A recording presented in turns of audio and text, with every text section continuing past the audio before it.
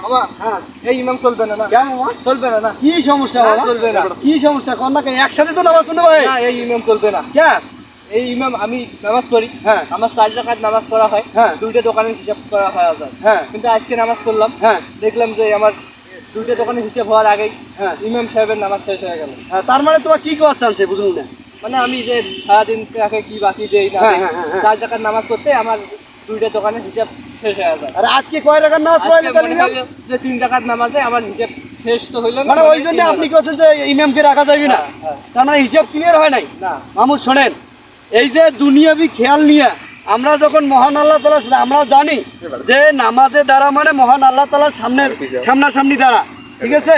এই আল্লাহর সামনে আপনি দাঁড়িয়ে আপনি দুনিয়াবি খেয়ালের এই দোকানের হিসাব করেন যে কাকে কয় টাকা দিচ্ছেন, কার কাছে কয়টা বাকি রাখছেন, কে কত টাকা নিয়ে চলে গেল ইত্যাদি হিসাব নিয়ে আপনি এই নামাজের মধ্যে বসছেন। এই দুনিয়াবি খেয়াল নিয়ে আপনি নামাজ পড়েন, মাথার দিচ্ছেন টুপি, আপনি এই মাথার টুপি দিয়া আল্লাহর সামনে দাঁড়িয়ে আপনি এইসব কাজ করতেছেন। মামা ওই পালন করে, এই শোনো শোনো, এইসব কাজ করেন না মামা, আর কোনোদিন এইসব কাজ করবেন না।